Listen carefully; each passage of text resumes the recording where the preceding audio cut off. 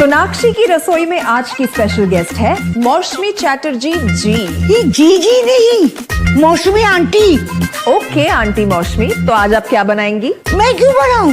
मैं तो गेस्ट हूँ, आप बनाओ हम खाएंगे। एक्टिंग में तो हिट हो, अब खाना बनाओ सुपर हिट। ठाट से बनाऊंगी खाना, है ना द बेस्ट एवरीडे मसाला। आओ बनाते हैं मसालेदार छोले। छोले हर रोज के करी में एवरीडे मसाले, शाही बिरयानी में स्वाद का जायका। পটল পোস্ত আর সর্ষে ইলিশ ভাপা।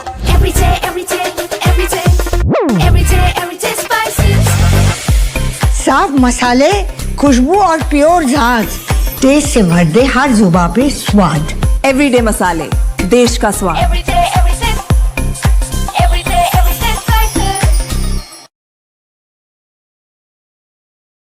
दोस्तों नमस्कार।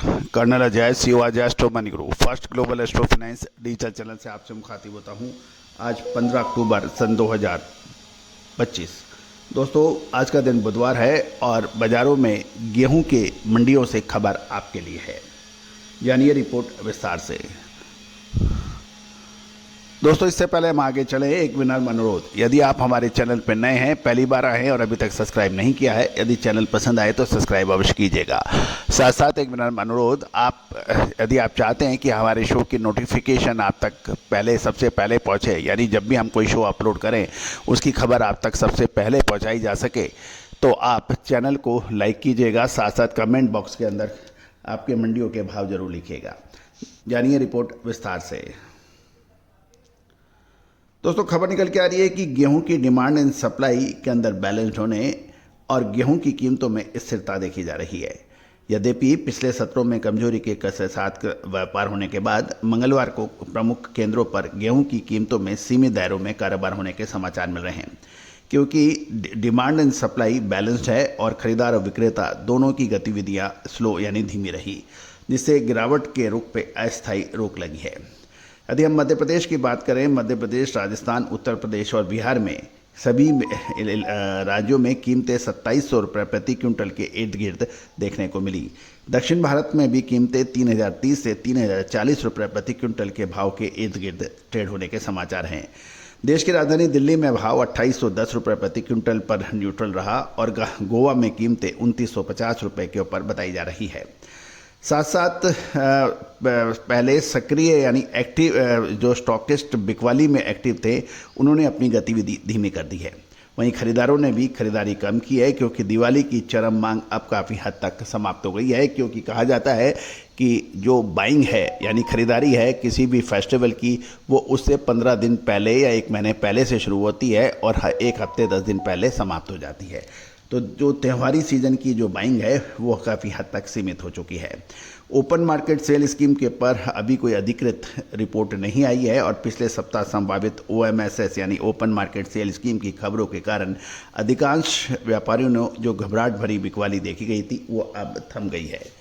ये भी ध्यान देने वाली बात यह है कि सरकार के पास पिछले साल के मुकाबले गेहूं का अधिक स्टॉक है और बाज़ार में कीमतें स्थिर और बताई जा रही हैं। इसको देखते हुए सरकार ओपन मार्केट सेल स्कीम अभी लाने में थोड़ा सा इंतज़ार करवा सकती है या अब, क्योंकि पिछले साल यदि हम देखें तो भाव गेहूं के 3300 से 3400 रुपये प्रति क्विंटल थे, जो अब एवरेज 2700 रुपये प्रति क्विंटल पे ट्रेड हो रहे हैं। और यही वजह है कि और सरकार के पास गेहूं का पर्याप्त भंडारण है। साथ साथ गेहूं की MSP भी पिछले साल के मुकाबले बढ़ी है। इन सब को देखते हुए बाज़ार अब स्थिर हो गए हैं। साथ साथ ये भी ध्यान देने वाली बात यह है कि चूँकि फेस्टिवल सीज़न की डिमांड कम हो गई है, इसलिए निकट भविष्य में गेहूं की कीमतों में कोई बड़ी तेज़ी की उम्मीद नहीं है। अधिकांश मिल मालिक ये कह रहे हैं, फ्लोर मिल्स, क्योंकि OMSS यानी ओपन मार्केट सेल स्कीम शुरू करने की संभावनाओं के बारे में कोई अभी अधिकृत सूचना नहीं है। दक्षिण भारत और वाराणसी के कुछ मिल मालिकों ने अपनी कीमतों में तेजी की है, जिसका कारण ये बताया जा रहा है कि उन्हें कम दरों पर सप्लाई नहीं मिल पा रही है। और ये भी ध्यान देने वाली बात यह है कि सरकारी हस्तक्षेप के संबंध में आम सहमति यह है कि अगर सरकार OMSS शुरू भी करती है तो नीलामी की कीमतें मौजूदा फिजिकल मार्केट की कीमतों से अधिक रहने की संभावना है। बिहार के कुछ मिलर्स का अनुमान है कि यदि FCI गेहूं बेचना शुरू करती है तो ये लगभग 2775 पर डिलीवर होगा। इसमें 2550 रुपये रिजर्व प्राइस और लगभग 225 रुपये फ्रेट माना जाता है, तो कुल मिला के 2775 होगा, जबकि फिजिकल मार्केट की बिकवाली 2700 के आसपास हो रही है। तो इन भावों को आप देखते हैं तो उसको मिलाकर उसमें कोई खास फर्क नहीं है। उनका ये भी मानना है कि OMSS के बावजूद गेहूं की कीमतों में मामूली वृद्धि हो सकती है और निष्कर्ष ये निकाला जा रहा है कि निकट भविष्य में गेहूं की कीमतों में और गिरावट आने की संभावना शायद नहीं है। कुल मिलाकर गेहूं की कीमतें निकट अवधि में सीमित दायरे में कारोबार कर सकती हैं और लगातार अपडेट विश्लेषण के लिए चैनल पर आप संपर्क कर सकते हैं। दोस्तों, महत्वपूर्ण ये है कि व्यापार का नियम ये कहता है कि आपने जो इन्वेस्टमेंट की है ट्रेडिंग के लिए, उसको समुचित आपको लाभ मिल रहा है तो आपको बुक करना चाहिए। और ये समुचित लाभ और सुपर डुपर प्रॉफिट की चाह में आप यदि और रुकते हैं तो उसके ऊपर आपको रिस्क एंड रिवार्ड का कैलकुलेशन करना उचित रहता है।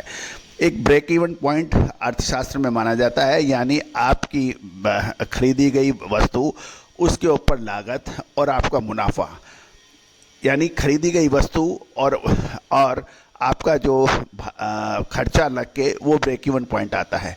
और ब्रेक इवन पॉइंट से ऊपर माल बेचना जितना भी है वो आपकी लाभ की श्रेणी में आता है। अब ये प्रश्न ये उठता है कि लाभ कितना हो। हमारा ये कहना होता है कि जितनी भी बड़ी फसलें हैं, चाहे वो गेहूँ हो, मक्का हो, बाजरा हो, चावल हो, इनके अंदर जब तक कोई अप्रत्याशित मूव तभी आएगा जब कोई न्यूज़ बनेगी या कोई महत्वपूर्ण घटनाक्रम होगा। एवरेज मूवमेंट के अंदर सुपर डुपर प्रॉफिट अक्सर नहीं आता है। सुपर डुपर प्रॉफिट तब आता है कोई युद्ध जैसी स्थितियां हों, उत्पादन के अंदर बहुत बड़ी गिरावट हो, जियोपॉलिटिकल टेंशन हो, बाढ़ और भूकंप जैसी आपदाएं हों जिससे गेहूं का या किसी भी क्रॉप का नष्ट हो जाना हो, या फिर किसी भी किस्म से गेहूं की क्वालिटी में या प्रोडक्टिविटी के अंदर कोई बड़ा हिस्सा गिर रहा हो, तब आपको सुपर डुपर प्रॉफिट आता है। सामान्य परिस्थितियों में सामान्य प्रॉफिट ये अक्सर व्यापार की नियम मानी जाती है। दोस्तों, आपका क्या कहना है? अपनी राय अवश्य दीजिए। चैनल को सब्सक्राइब कीजिए। विशेष अपडेट और विशेष जानकारियों के लिए चैनल को सब्सक्राइब करें। All the very best, good luck, happy trading.